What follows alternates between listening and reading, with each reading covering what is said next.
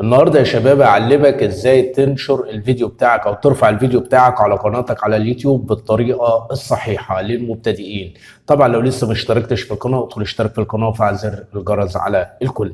اول حاجه يا شباب هتفتح القناه بتاعتك بالشكل ده كده، تمام، وهتبدا تضغط على انشاء. بعد كده تختار حاجه اسمها تحميل، هنضغط على تحميل. هنا بيطلب مني تحميل الفيديو، هبدا اضغط على اختار الملف، تمام. بعد كده يا شباب هبدأ أضغط على المكان اللي أنا هختار منه الفيديو، تمام. بعد كده هبدأ أختار الفيديو بالشكل ده يا شباب، هيبدأ يترفع معايا بالطريقة ديت. طبعا أهم حاجة يكون عنوان الفيديو أنت كاتبه قبل ما ترفع الفيديو على اليوتيوب، عشان بيبدأ يظهر هنا اسم الملف إيه، تمام. اسم الملف ايه عشان الخوارزميات يا شباب ما تجيش تكتب لي 25 وتروح ايه رافع الفيديو بقى مكتوب هنا 25 وتيجي تغير العنوان. لا، اكتب العنوان قبل ما ترفع الفيديو، تمام.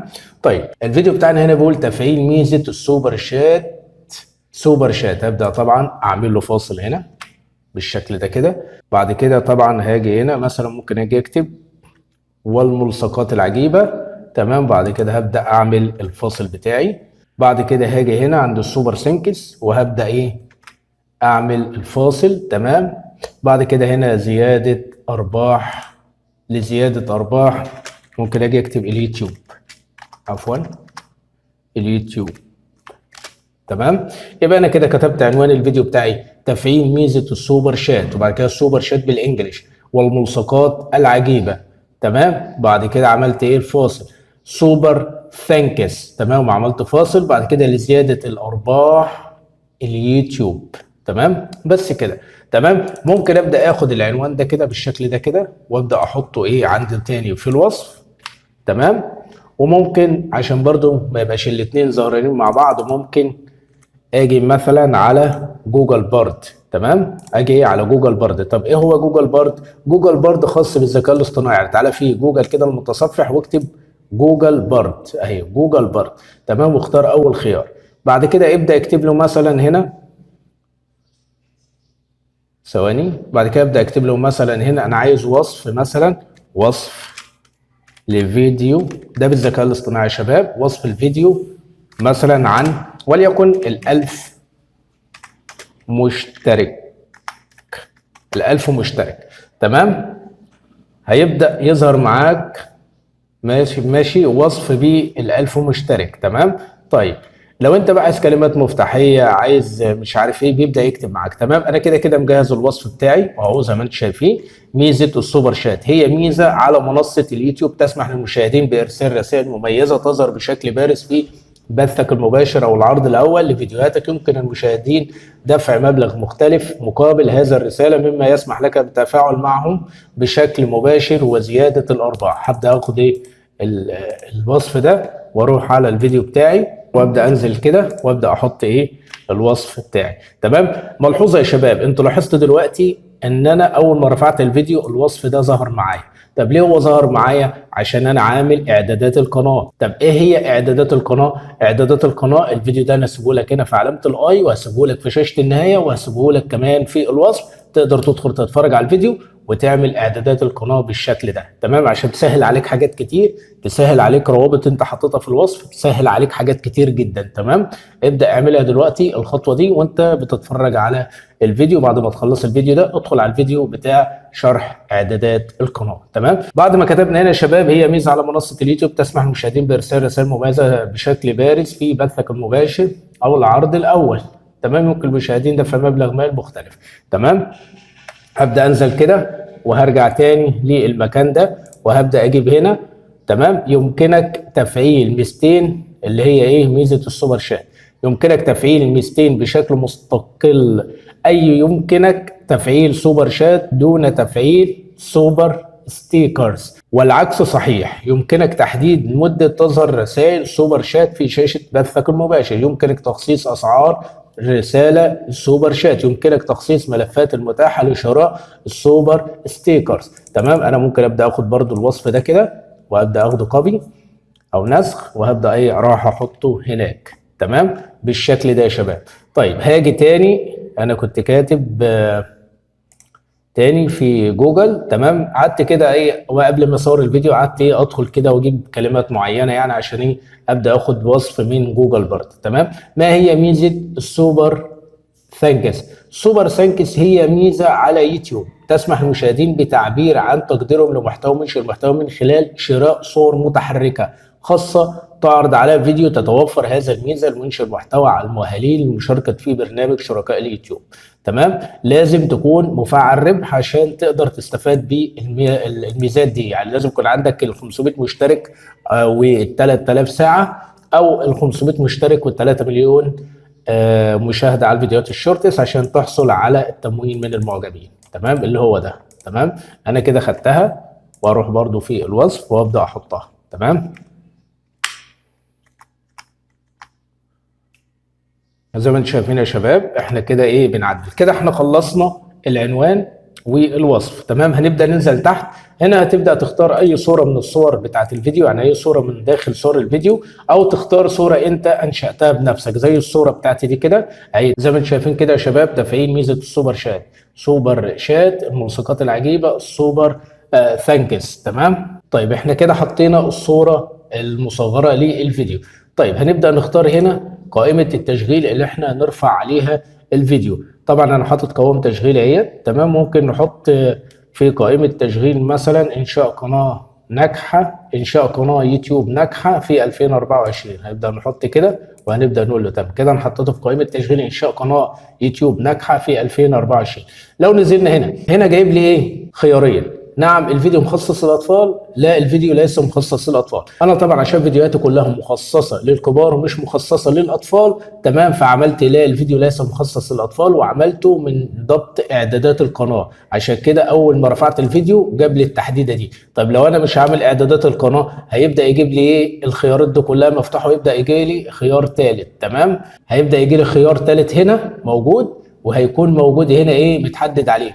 هنا بيقول لك نعم الفيديو مخصص للاطفال. لو انا الفيديو بتاعه مخصص للاطفال ابدا احدده. طيب انا الفيديو بتاعه مش مخصص للاطفال يبقى اقول لا الفيديو ليس مخصصا للاطفال، فهبدا احدد عليه كده. تمام، وهيبقى في خيار الثالث هتلاقي النقطه دي متحدده عليه. تمام، هيقول لك اختار بقى الفيديو بتاعك مخصص للاطفال او مش مخصص للاطفال. فانت لو مش عامل اعدادات القناه تمام هيظهر لك الخيار الثالث. والافضل اللي انت تعمل اعدادات القناه وفيديوهاتك مخصصه للاطفال على طول، فانت من داخل اعدادات القناه تبدا تقول مخصص للاطفال. طيب لو انا الفيديو بتاعي مش مخصص للاطفال زي كده، الفيديوهات بتاعتي مش مخصصه للاطفال، فخلاص انا حددت لا الفيديو ليس مخصص للاطفال من ضبط اعدادات القناه. فلما برفع اي فيديو بيجي لي على طول التحديده دي لا الفيديو ليس مخصص للاطفال. تمام، هنبدا ننزل تحت. هنبدا نيجي هنا عند الكلمات المفتاحيه. هنبدا نحط كلمات مفتاحيه يا شباب مثلا، وليكن انا هبدا اعمل كده، اخد موقع تفعيل وابدا احطها ميزه وابدا ايه احطها سوبر وابدا احط الكلمات دي كلها. تمام، الكلمات المفتاحيه ديت زي ما انتم شايفين سوبر شات وابدا احطه، والملصقات العجيبه ابدا احطها برضو، والسوبر سانكس ابدا ايه احطها برضو كذلك الامر. لزياده ارباح ابدا احطها، ممكن اجي اكتب هنا 2024 كمثال يعني. تمام، ممكن ادخل تاني على جوجل برض واقول له ايه اكتب هنا كلمات مفتاحيه وهقول اوكي. تمام، هيبدا ايه يكتب لي كلمات مفتاحيه اهو. تمام، هنا ابدا ممكن اختار كده الكلمه وابدا ايه اروح هناك وابدا احطها. طبعا انا عشان حطيتها مش هتنزل معايا، ممكن اخد كلمه شكرا وابدا ايه اروح على الفيديو وابدا احطها كذلك الامر. تمام، هبدا اجي دعم المنشئ المحتوى، دعم منشئ محتوى، ابدا اعمل كده واضغط، ابدا اخد تعبير عن تقدير وابدا اعمل كده واعمل وارفع على طول يعني صور متحركه. ماشي، هاجي عند البتاع وابدا ايه الصق على طول. ميزات اليوتيوب ابدا اخدها نسخ وابدا اعمل لصق. تمام، برنامج شركاء اليوتيوب ابدا اخد نسخ واروح هناك اعمل لصق. تمام، هنا تفعيل ميزه سوبر سانكس. تمام، هبدا اخدها كده وابدا ايه ارفعها تاني. تمام، شروط السوبر سانكس هبدا اخدها كده وابدا ايه احط ايه في الكلمات بتاعتي. تمام. ارجع تاني مبلغ سوبر ثانكس، احدد نسخ، وهكذا بالطريقة ديت. تمام. طبعا انا عشان وقت الفيديو انا بس ايه بوريك الطريقة. بعد ما خلصت الكلام ده كله هبدأ اقول التالي. تمام. هنا بيقول لي ضيف ترجمة للفيديو، انا مش حابب اضيف ترجمة. انت لو حابب تضيف ترجمة هتبدأ تضغط عليها وهتلاقي الترجمة هتبدأ تظهر معاك. لو ما ظهرتش سيب الفيديو بتاع دقيقتين 3 أو 5 دقايق وادخل تاني. تمام. طيب هنا استيراد من شاشة النهاية، هبدأ اضغط كده وهبدأ اجيب هنا وابدأ اختار مثلا من شاشة النهاية، هبدأ اختار الفيديو ده عشان احطه في النهاية. هبدأ اختار فيديو تاني مثلا احطه هنا، هبدأ اختار الفيديو ده. تمام. وهبدأ ايه احط الفيديوهات بالشكل ده كده. كده حطيت فيديوهات للنهاية. تمام.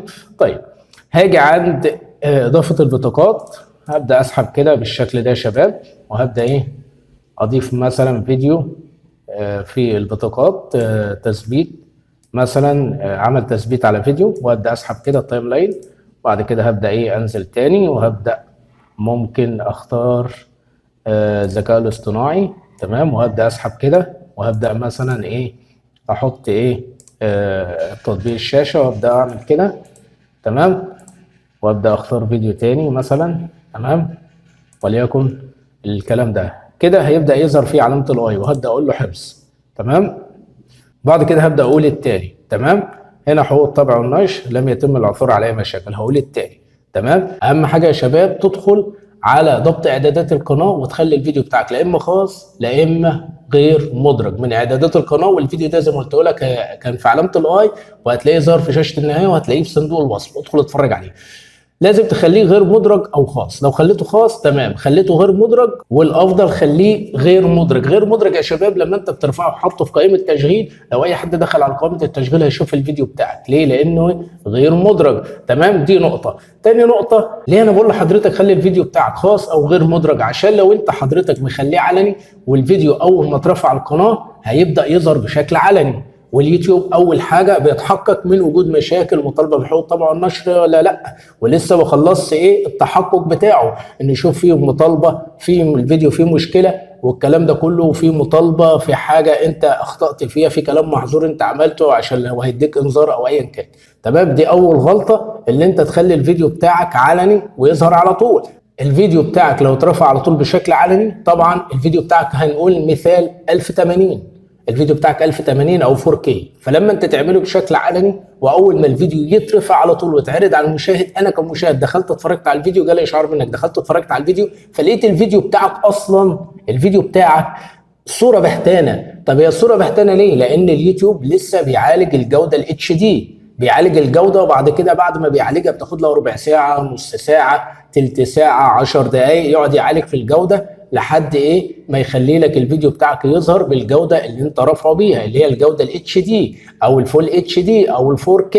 فلازم تصبر على الفيديو، فانت لازم تخليه خاص او غير مدرج عشان الفيديو ما ترفعش على طول، لان لو اترفع على طول والصوره ظهرت للمشاهد او المشاهد جاله اشعار منك دخلت، لو انا كمشاهد في فيديو ظهر لي دلوقتي جالي اشعار ودخلت اتفرجت على الفيديو لقيت الجوده بتاعته 140، تمام، فانا خلاص هبدا اخرج من الفيديو لان انت الجوده بتاعته 140، الجوده الصوره سايحه على بعضيها، الصوره مش واضحه قدامي، انا مش عارف اشوفها، فلازم حضرتك تخليه خاص او غير مدرج لحد ما اليوتيوب ياخد له الربع ساعه بتاعته والنص ساعه يعالج الجوده الاتش دي عشان يظهرك بالفول اتش دي او ال4K، وفي نفس الوقت يعالج برده لو في مشكله ويتحقق ان في مشكله في الفيديو بتاعك ولا لا. لو في مشكله في الفيديو بتاعك برده هتبقى ظهرت لك قبل ما انت تنشر الفيديو، تمام. وروح دلوقتي ادخل اتفرج على شرح او ضبط اعدادات القناه من استديو اليوتيوب، تمام. بعد كده هتبدا تقول له مثلا انا هخلي الفيديو بتاعي طبعا غير مدرج، انا خليته غير مدرج اهو، وهبدا اقول له